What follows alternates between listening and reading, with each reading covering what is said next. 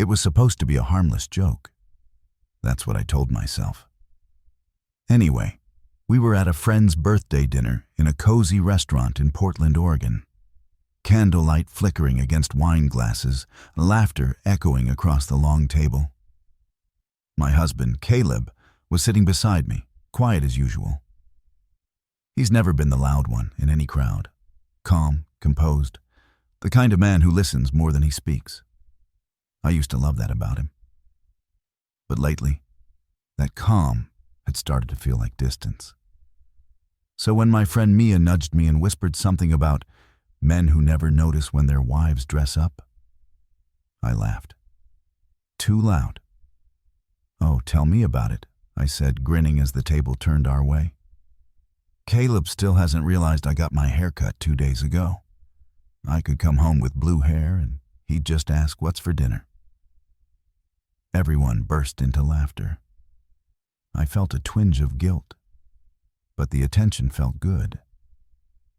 Someone else added, "He's probably just scared to say the wrong thing."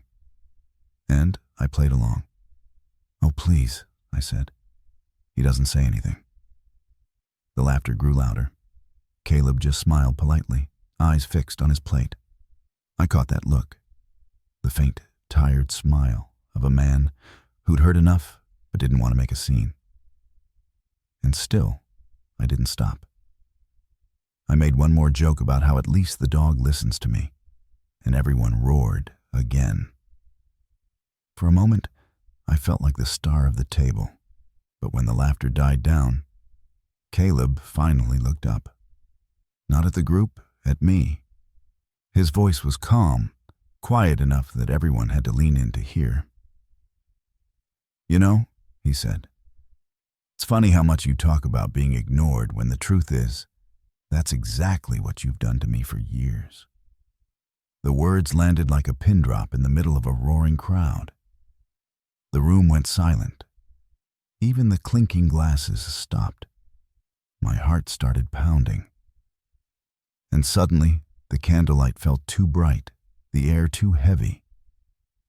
"Caleb," I started, but he held up his hand, still calm, still steady. "No, it's fine," he said. "I get it. Everyone needs a laugh. I just didn't realize my marriage was the punchline."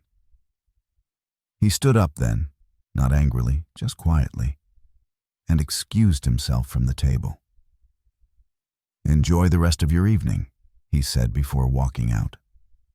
No shouting, no drama, just a sentence in silence that said more than I ever could. The laughter that had filled the table moments earlier evaporated. No one spoke for a full 30 seconds after Caleb left. 30 seconds that felt like a lifetime. I could feel the heat crawling up my neck, my hands trembling in my lap as everyone stared at me. Mia tried to lighten the tension with a nervous giggle. "He'll cool off," she murmured, but even she sounded unsure.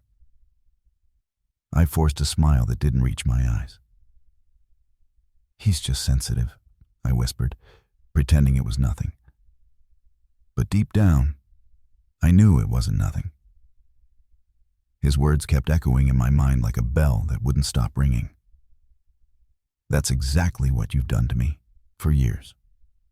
I made some excuse to leave the dinner early. The drive home felt longer than usual. The house was dark when I got there. His car wasn't in the driveway. I sat in the living room, still in my dress, staring at the clock. Midnight came. Then 1.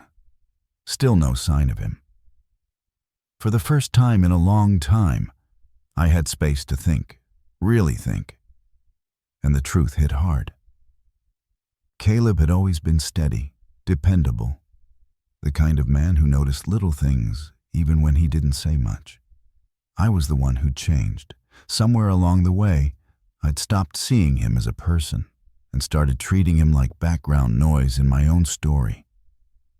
I thought about all the times he'd reached out, small gestures I'd brushed off, the times he'd asked, "You okay?" And I'd replied, "I'm fine," without even looking up from my phone. The dinners he'd planned that I canceled because I was too tired. The mornings he'd made coffee and left it by my side, only for me to leave it untouched. He didn't ignore me. I ignored him. The weight of guilt was suffocating. When Caleb finally came home around 2 o'clock in the morning, I was still sitting there. He looked exhausted, not from anger, from disappointment. He didn't yell or demand explanations. He just said, "You embarrass me, Sarah, in front of everyone." "I know," I whispered, tears blurring my vision. "I didn't mean to." He cut me off gently. "You never mean to, but you always do." He walked past me toward the guest room. That quiet hurt more than any fight ever could. The silence between us felt like a wall I didn't know how to break.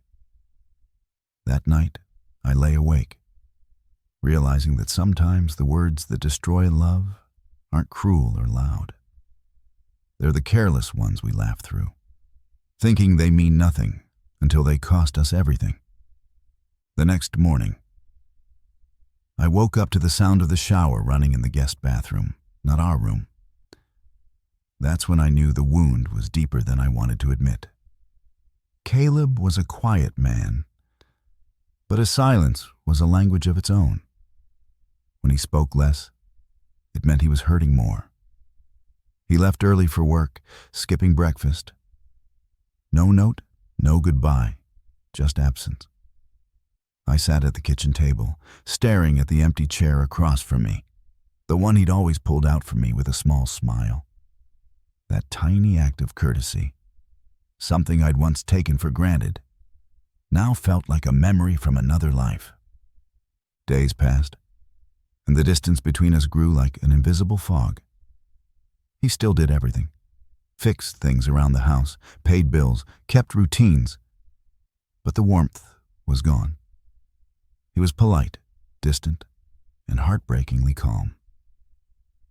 And in that calm, I saw a man who had finally stopped trying. It wasn't until the next family gathering that I realized just how much I'd broken something in him. We were at my parents' anniversary dinner, surrounded by relatives, when my cousin joked about Sarah always having the last word. Everyone laughed except Caleb.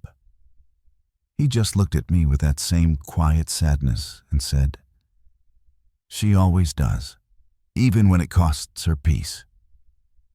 The table fell silent again, just like that night weeks ago. But this time, the shame burned deeper. I didn't defend myself or laugh it off. I just looked down, feeling every ounce of regret I'd buried. After dinner, I found him standing outside, watching the city lights. I walked up and said softly, "You don't make jokes anymore." He turned to me, eyes tired. "There's nothing funny left between us, Sarah. You took the humor out when you made me the punchline." That line broke me completely. I wanted to tell him I was sorry, truly sorry. But words felt empty now. Apologies couldn't erase years of belittling him, of making him feel invisible in the name of harmless jokes. That night, I finally said what I should have said long ago. "Caleb, I miss us. I miss the way you used to look at me." He looked at me one last time and whispered, "Then maybe you should have looked at me when I still did." And that was the night I realized sometimes the moment you think you've won a laugh, you've already lost a love.